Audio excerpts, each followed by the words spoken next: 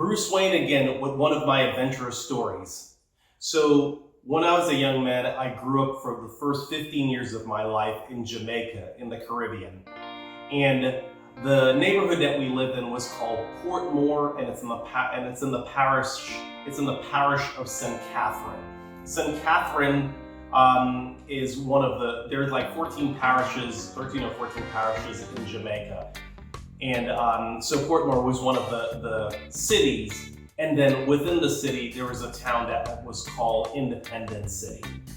We lived at 49 Miami Drive, which is very interesting that at 5 years old I remember the address years later. I'm 53, so I think that's pretty good memory. And I wanted to tell you a story about when we almost burned down the house. So there's 5 of us in the family, 4 boys, 1 girl. I'm the youngest of 5. And so we lived right next to a sugarcane field in the backdrop, like outside of our fence. So you could go over there and technically get sugarcane. But we always knew that if you went over there to try to get the sugarcane, that then the rangers who protect the sugar plant may actually arrest you. Now, I don't know of anybody who got arrested, but I heard of the rangers chasing them in the cane fields trying to catch them because they were stealing cane. Not sure if it was 1 cane or maybe a massive bushel of cane or whatever it is. In any event, we live in a middle-class neighborhood, and my father was a mechanic. In fact, my father had 3 different businesses when I was growing up. My father had a mechanic shop. He had a lit sign business. So basically when you have a business and you put the lighted sign out front, he designed those. He was very good at it. And he also made burglar bars for the windows. It was a thing back when I was growing up that everybody had burglar bars on their windows. Years later, all those things came off the buildings, but that was the layout there. So that's what he did. I don't remember us actually having burglar bars on our windows, interestingly enough.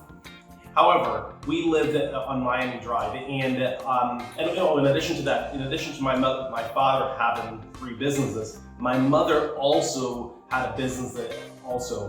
We lived in a pretty decent sized house, and so we had what was called boarders. And boarders are basically, she's like caretaker. So we had Miss Mary, which was 90 years old, and she was pretty much bedridden. We had Miss Madeline, and Miss Madeline had a stroke. She used to live in England before, so she grew up in Jamaica, I think, and then moved to England, and then she had a stroke, and then she came back and lived in Jamaica, while our daughter lived in the United States. Remember that name, Miss Madeline, because it's going to come back later on in our history, way down the road, years later. We had Henry and Lois. We call them Henry and Lois because it was the British pronunciation. And we had so Henry and Lois, we had Miss Madeline, and we had Miss Mary. So those are the 4 people at the time that were there, and they lived with us, and my mother was paid to take care of them. So they're in a separate wing of our house that we lived in. So one day when my parents loved going out to the movies, and so one day while they were out and they went out on a date or to the movies, we had built a hut in the back of our house, our property. And so we just went over to the cane field and we got a straw from over there. We built this really big hut in the back of our house. It was huge because there was 5 kids, so we all had to be able to fit in there. So it was pretty tall. And my brother Colin, who was the genius of the family at the time, he helped with the construct the engineering part of it to make sure that everything was geometrically laid out, etc. And so we kept on going into the cane fields to get more and more straw to bring it over there. So while my parents were out, we just went into the backyard and basically camped out in the hut that we built, the straw hut. This house is made of straw. So while we were there, it started getting laid out. And one thing about living next to a sugarcane field is that because they saturate the cane field so much with water, mosquitoes was a big part of the problem. Interestingly enough, on a sidebar note, they used to have when we were growing up, they had the smoke man. And the smoke man basically came around with this big, giant thing, spray, and he fogged the entire neighborhood. I mean, the entire neighborhood. And so when we heard the smoke man coming, we would run out into the smoke to play in the smoke because there was so much smoke that you couldn't see each other in the smoke. So it was really saturated, and that's how they took care of mosquitoes back in the day. Interestingly enough, they found out later on that that smoke caused cancer. But for whatever reason, we were fine, which is interesting, but that's the way they did it back then. You would basically lay an egg right now if somebody came through the neighborhood spewing out all that gas and your children were playing it. The medical officer explains that buildings treated with DDT remain effective against mosquitoes for about 3 months. The Africans at first are not very impressed. Some are afraid that the DDT will poison them, while others suspect some sort of witchcraft. The entomologist calls for a bowl of porridge. This is sprayed with the solution in full view of the audience.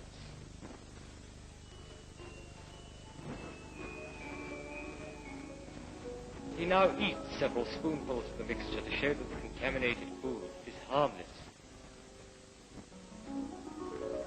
Even this fails to convince the audience.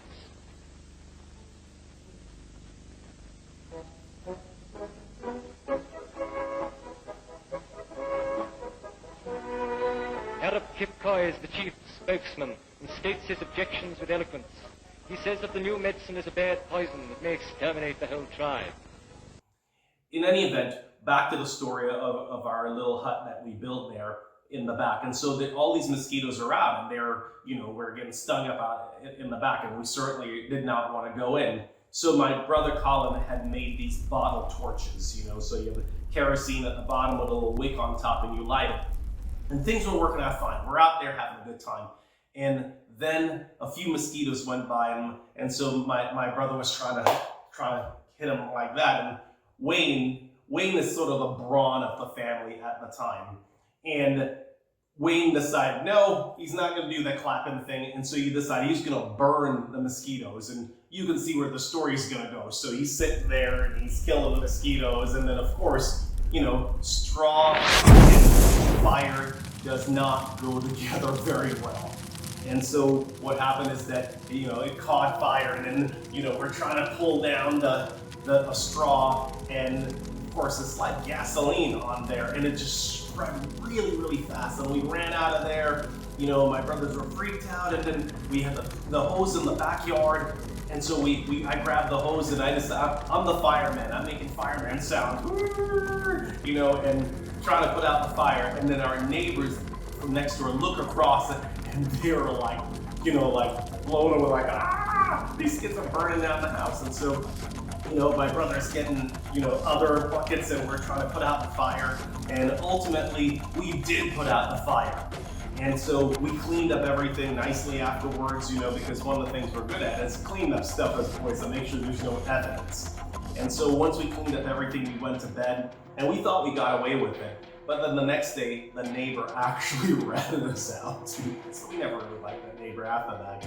And we didn't get in any trouble for it, but we almost burned down the house. It was a pretty big fire.